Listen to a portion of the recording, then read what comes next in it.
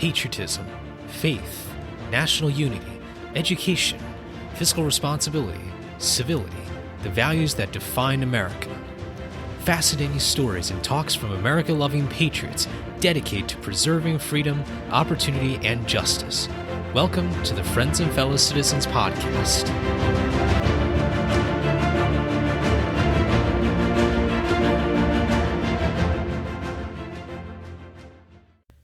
Welcome back, everyone, to part 2 of episode 126, our conversation about podcasting with Francisco Kilgore.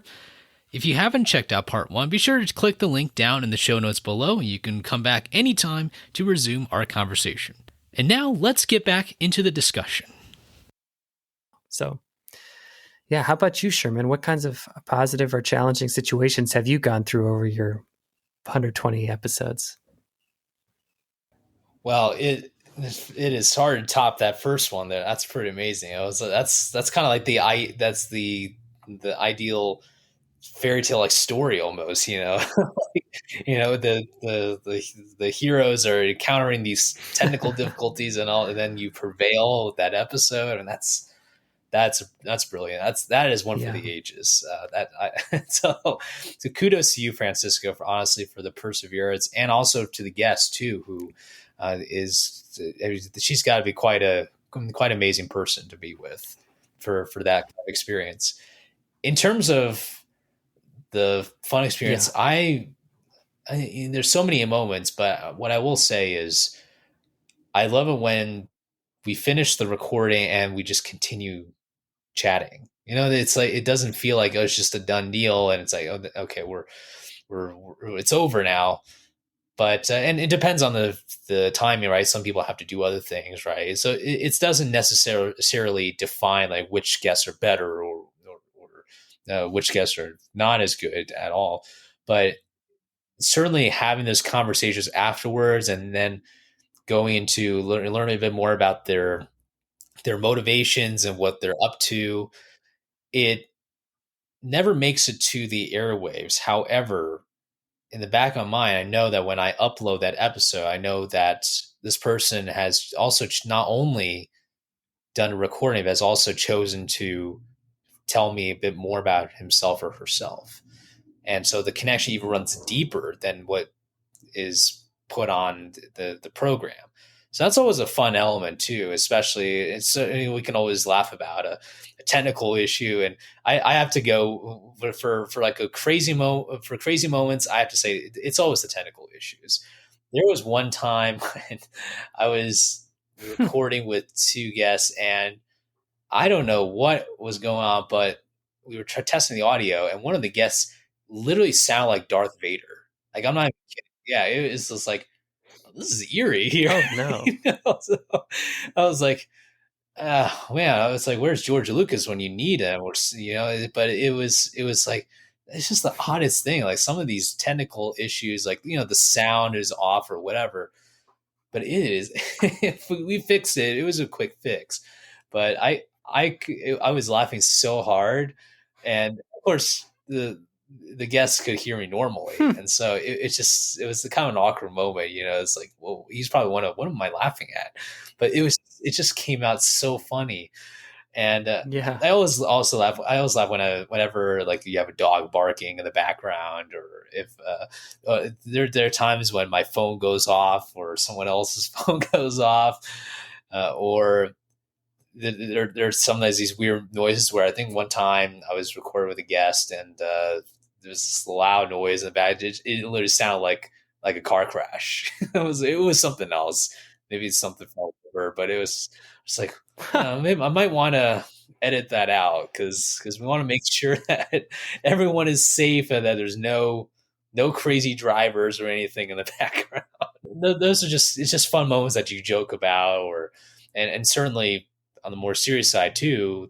There are times when guests have just been so patient with me, and I'm also grateful for that, because you can't control everything. You can't control the Wi-Fi all the time. You can't control this. It was one quick thing. I remember I was recording with someone, and the power went out. Oh, wow. Yeah, and the guest was in the middle of a monologue. So for 4 minutes or so, the guest was basically talking to himself, even though he didn't know. And he completely understood. There was, I think it was AT&T or someone doing some work with the internet or something. So that's why the power was out or the internet was out. But it was definitely a fun little time to tell. But say, hey, remember that time when you were talking to yourself accident? Yeah. Yeah. Uh, yeah, so I guess when moving on to just so kind of the takeaways from your podcast, what sort of things have you gotten out of your own show? I mean, you're the creator, right? You're the visionary, but as you also mentioned and referred to, which is the connection that you have with the town and knowing that there's so many people make up this beautiful town of the wine country. There's got to be some things that you learn about yourself, about others that you never thought would be possible. So what sort of things come to mind for you?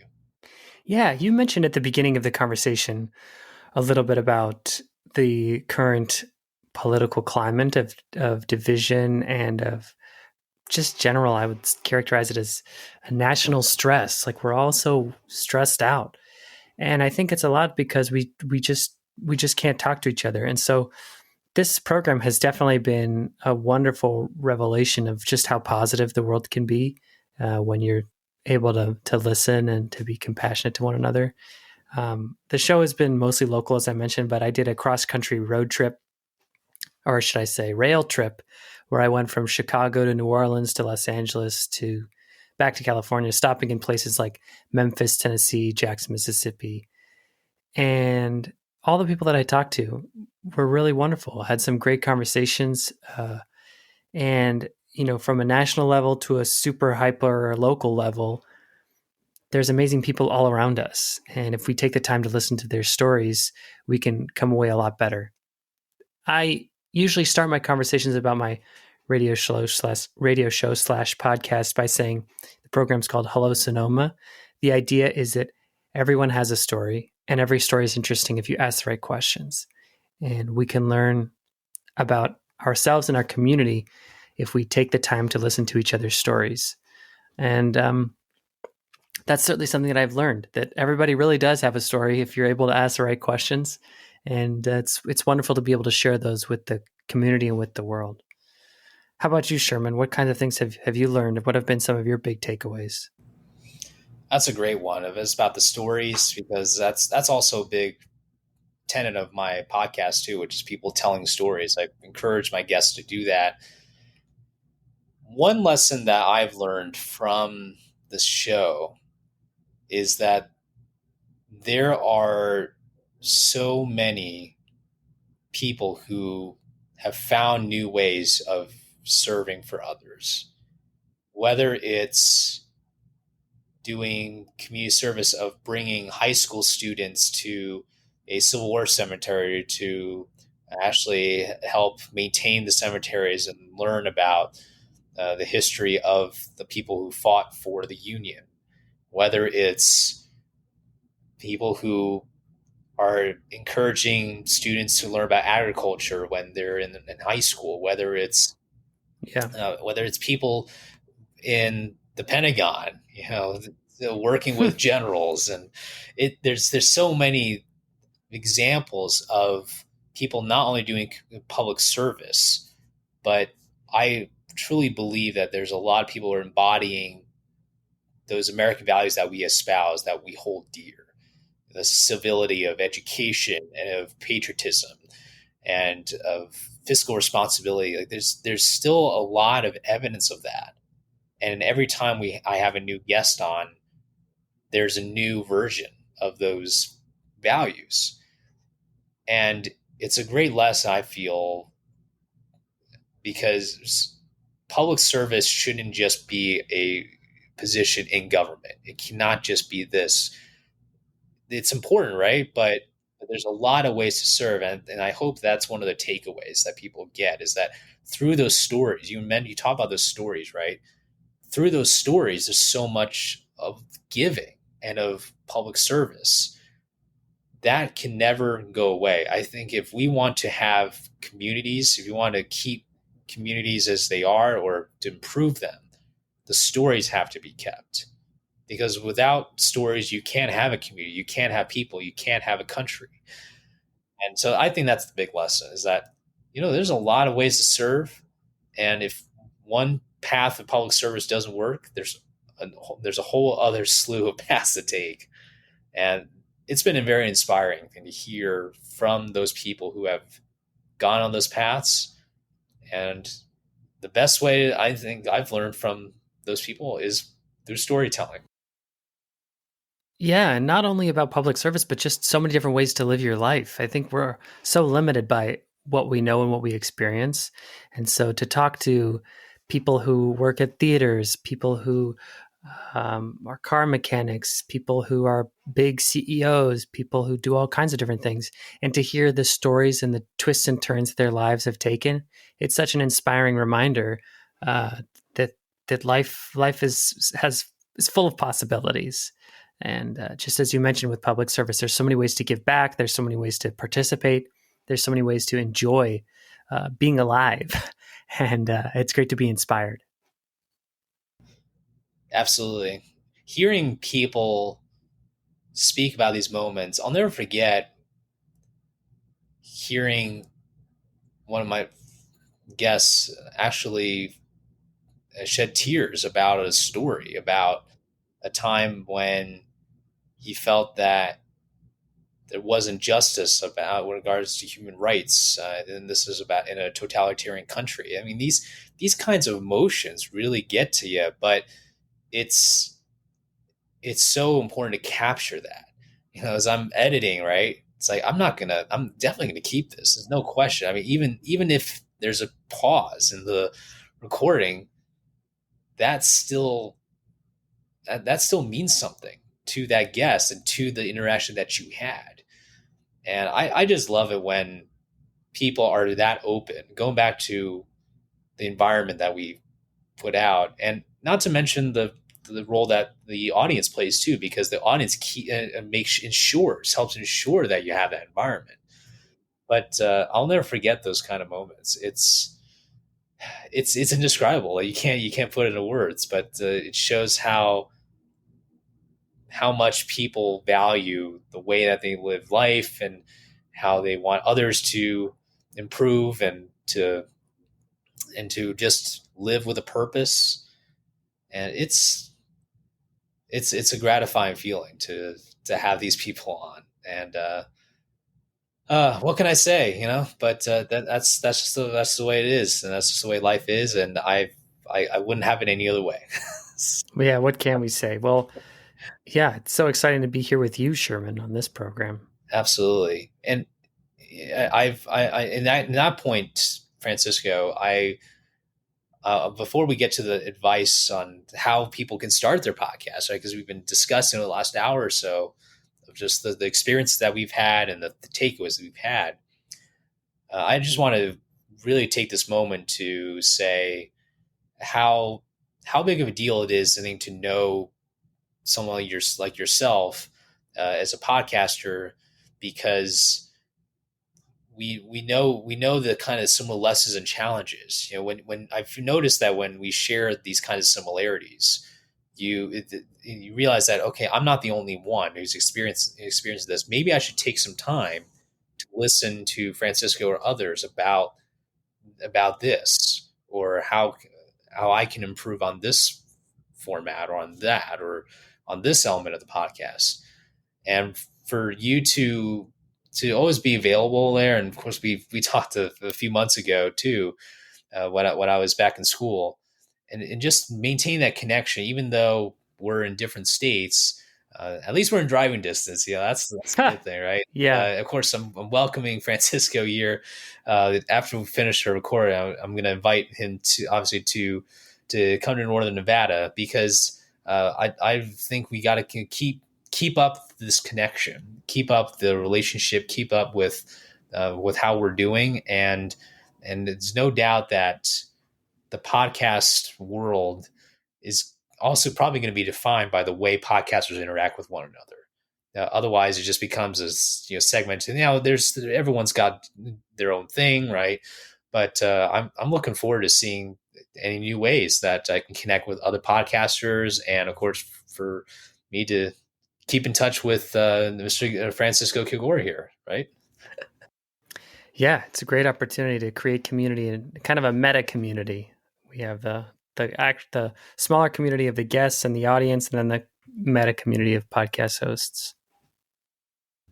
Right. Yeah. Well, so what sort of things would you say to people who are thinking of starting a podcast? You imagine someone like, I don't know if I should start a podcast. What would be the first thing that you would tell that person? Oh man, that's a good question. Well, I think you're right about community and connection. If I were to give advice for someone to start a podcast, I would just ask them what they want to say. That's what this is all about. I've been lucky enough that I just kind of give space for my guests to come and talk. But it's about what kind of message you want to put out there, and that's totally up to you. Whether you're fascinated by history as you are, Sherman, or by civics, or by public engagement, or you're fascinated by books or music, there's something out there. And I think, again, it's about finding your inspirations, looking out there and seeing what kind of perspective that you have that others haven't yet put out there, or maybe have, but you can put your own little twist on it. So I think besides thinking about that, I would say just get started. There's a great guy on YouTube. His name is Ali Abdal. He's a YouTube guy, I guess we can call him. And he gives some advice about starting a YouTube channel, which I don't have, but I think it applies to starting anything really, which is for the first 3 times you do it, just try it, just put it out there. And that's a huge first step. So I think I'll put that out there too. If you're thinking about starting a podcast, do it. I mean, what's the worst thing that can happen? And you're going to learn so much along the way. If it becomes number 1 on Apple Podcasts, you're definitely going to learn a lot. If you only have 1 or 2 listeners, you're going to learn a lot about yourself. So just go for it. Do you have any lessons, Sherman, that come to mind? That's a great one. Yeah, definitely get started. I'd say it is going to be it's not a goal, it is a process. And I say that because a lot of times we might be fixated on the end product. Like, it's got to be the perfect episode. It's got to be this. It has to include that. And and I tell you that just stresses the heck out of me. And then you probably, if you were to think like that. Do you ever go back and listen to your first episodes? It's funny you asked that. I think I did that a few months ago, and the cringe level just oh my gosh. But that's a good sign, if you're looking back and you're like, my gosh, that could have been so much better. That's right. That means you've learned. Well, and I think to that point, Francisco, that is exactly what I recommend people do, which is when you try, right, when you know that you're in for the long haul, that I think should set a better mindset, because one of the things that I want to warn people about is something called pod fade.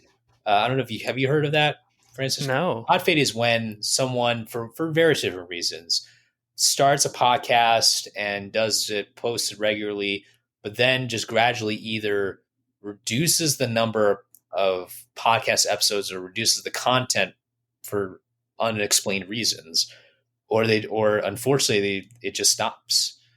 And I've seen the stat. I think it's something like 7 episodes is usually when a lot of people get discouraged, and they feel that, yeah, it's surprising, and might be a little different now. This is from a few years ago.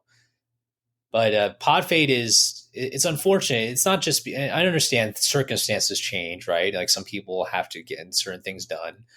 But what's so important is the communication element, and not just what we say or what you say, but knowing that when you make a promise, as you've done, Francisco, because I know you've upheld that. And I know this is such a critical element of a great podcaster, who's someone who's like, if I say I'm posting once a week, I'm posting once a week. If I say that I'm having X number of guests on, I'm having X number of guests on. And making that promise to yourself and to the people who are listening to your show, that is a key tenet of your character and and of how you operate, because you make a promise and you keep it. And if something goes wrong, right, and of course something will go wrong, but you own your mistake. When Right? something goes wrong, When yeah. something goes right, exactly. It's like Murphy's law, right? But you own your mistakes, you own your success, and you own your mistakes. And so that's something that I would definitely throw out there for people who are thinking of starting, which is avoid pod fade by knowing how you can commit and knowing how you're going to communicate to your audience and to yourself. And also, like you said, when you get started, right, it's a process, and that there's not just going to be one end goal. That you're always going to be learning. You're just like the audience. You are going to be learning so much. It's crazy, right? Like, you never thought, oh, I'm the one making content. Then you realize, wait, I might be the one like learning the most out of this process. So that's all I'll throw out there. It's a process. It's not just an end goal. That's absolutely true. I'm sure you've heard that said many times. It's the journey, not the destination. Exactly. But I think it's a little bit of both. And of course, the big thing is make sure you have great sound quality, no matter what. Yeah. Well, so a couple of things that I would also say to someone who's starting is, if you make a commitment, which you should, it's all really about yourself. Kobe Bryant has a great interview where he's talking about a commitment to himself. He talks about his summer training routine. And he said, I committed to myself that I'm going to the gym every day, so I'm going to go to the gym every day. But more than sharing with your audience what your commitment is, it's just about what you want. If you want to say, I'm going to try this podcast thing, 7 episodes might not be enough for you to really learn if you like it or not. So it's good to just kind of inspire yourself, set yourself an exciting goal, and know when to push through, or just feel when to push through not feeling like it, and when to say maybe this isn't for me, which both are okay. Very well said. Well, Francisco, I think this is a wonderful conversation. I think we've got a lot of different perspectives, a lot of content there. And once again, before we wrap up, I just want to say once again, thank you so much for doing this with me. This is fantastic to just go deep into what we do, because we don't have a lot of opportunities to do this. I think it's especially this open. And I also want to just quickly add that what is amazing, especially, maybe you feel the same way too, which is when we tell people that we have a podcast and we do all this, it's always wonderful to ask people about podcasts. Like, what do you think? What do you listen to podcasts? What do you look for? You share a little about what you do. It becomes part of your life, it becomes part of the way that people perceive you, the way that you communicate to others. And it's I call it a talking business card. There you go. Now you just need the paper one. Yes, that's right. That's right. And it's just, I wouldn't do any other medium. I think this is the way I want to do it. And podcasting will evolve, obviously. However, I think the core lessons and the core reasons why you do your podcast and why I do my podcast, those things I don't think will ever change. And I don't think they should change. They should always be that rock, that cornerstone of our respective shows. So I just want to say, Francisco, this is a really great episode. I hope somehow we get another opportunity to do this, whether it's on another show or it's just to talk about podcasts, a podcast about podcasting. Right? Yeah, definitely, Sherman. I really appreciate putting this together. I think this has been really exciting, inspiring. I've learned a lot about your process, and yeah, I'm excited to see what kind of things get put out there. One of my guests said something that was meaningful to me. She said, even if I impact one person, then I'll be happy. And so I'll say the same thing. I hope that I help at least one person from your audience who might be inspired or start something. Who knows? Then I'll be happy. Amen to that. Well, Francisco, as you know, we'll have links down the show notes, links provided by you and by me for podcast enthusiasts and listeners and others to check out. There's some really great resources. And so shout out to those people to put together those kinds of products and software, hardware to make podcasting possible. So that'll wrap it up. Francisco, any final words before we wrap up? No, just keep going, Sherman. I can't wait to see where the next 120 episodes takes you. Well, I look forward to hearing much more about about your radio show and your podcast, Hello Sonoma. Obviously, be sure to subscribe to Hello Sonoma, if in case we haven't reminded you already. It is a fantastic program, and honestly, you might be able to impress the people of Sonoma if you were to maybe mention the Hello Sonoma podcast. I think I think the city of Sonoma really appreciates what you do. So keep going, Francisco, and with that, we will wrap up our little conversation about podcasting. I want to thank you all for listening, and be sure to check out the links once again, and have a great day.